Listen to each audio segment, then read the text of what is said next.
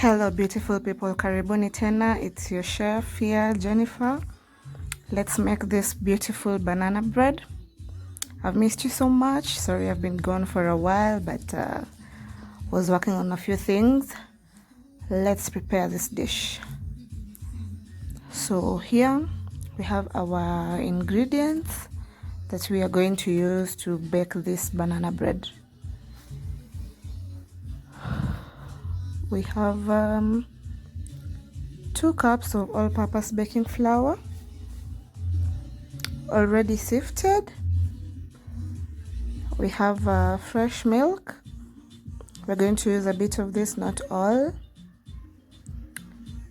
You can use any kind of milk, guys. You can also use yogurt if you want. I have baking powder here. And then we have eggs, 4 eggs for that matter. For those 2 cups of flour, I used 4 eggs. We have 1 orange that I'm going to extract the juice and the pulp, and some butter, Prestige margarine. You can use any kind of butter. You can use shortening if you want, but I prefer the butter. We have baking soda and vanilla essence. So this is all you'll use to bake, and let's start preparing it. So now here all I'm doing is just mashing up these bananas. Peel them out and then mash them. You can use the extra ripe bananas that have changed color. I believe those are the best because it has a better taste and it's easier to mash. So I'm just using mine, the normal ripe bananas, but you can also use the extra ripe bananas. Those are the best for banana bread. Squeeze in your orange juice and the pulp. I didn't have a squeezer. Don't blame me. This is cake that I'm going to eat at home by myself and my family.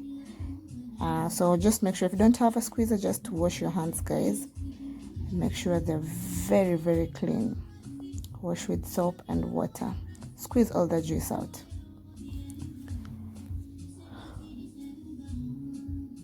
I'm using seedless oranges, so I won't have to take out any seeds.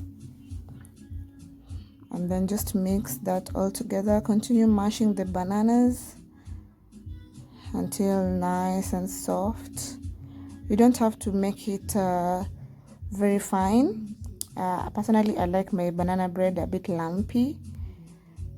Now you can go in and beat your eggs one by one. Beat the whole egg, the yolk and the egg white, doesn't matter. You can do this separately, but I just prefer to do this here right now as it's much faster. But make sure your eggs are fresh, or else you don't want to beat a rotten egg into that mixture. You'll have to throw away everything. So just mix that up, mix it up like a DJ, real nice. Once it's well mixed, you can add in some sugar. Add in some sugar. I'm just mixing like a DJ.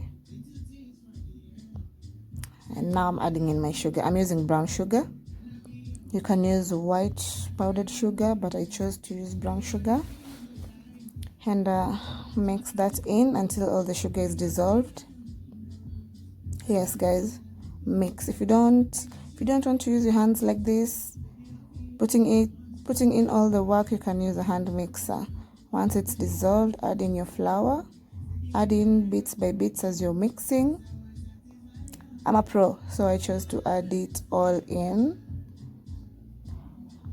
Add your baking powder and your baking soda. The ratio is, I eyeballed it, but I use a tablespoon of baking powder and a teaspoon of baking soda. The baking soda is just to make the cake light and fluffy. Add in your milk gradually while mixing this batter. And well guys, I had already added in the vanilla essence. You just didn't see it, but I put it in there also. Don't forget it. Continue doing this. At this point, I want to add in my melted butter.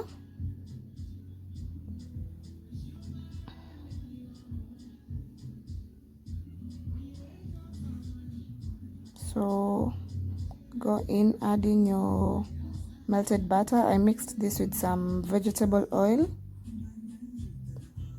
I like vegetable oil in my cakes, guys. I don't know if you do, but I do personally. And it's also very affordable. If you don't have any butter, you can use the vegetable oil. So mix that up real nice. Don't play with it. Put in that energy. And once it's all done, line your baking tray or your baking dish, or you choose the square one. You can use any shape. You can also put it in the bread tin if you have. And you can bake your banana bread there. So butter up that tin real nice. Use enough butter, don't be stingy on the butter. And then line the tin at the bottom with grease-proof paper. If you don't have any, you can use the paper that comes with the flour, as I've used mine. It's called Innovation, guys. And these are little hacks that will help you. So don't throw that paper. If you're feeling satisfied with that lining, pour in your butter. As you can see, it's nice and lumpy. Those are the banana. That's the banana pulp, guys, not flour. It's just banana.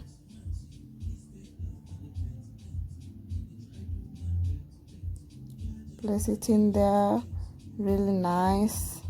Make sure it's leveled. And this, while you're doing this, make sure your oven is preheated at 300 degrees Celsius before you put in this tin into the oven. Level it out and then place it in the oven and bake for an hour. And once it's ready, you can take it out and let it cool down. Take it out. Be very careful not to get burnt. As you can see, it has a really nice color. I can let it cool, but I will grease mine with some butter just to give it a nice shine.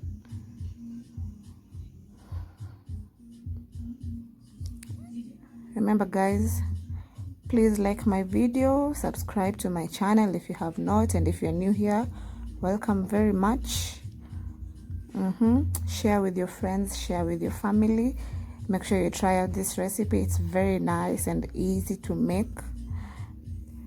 And now we're going to pack this cake. It's for breakfast and we're just going to eat it here at home, so I'm just going to put it in a container.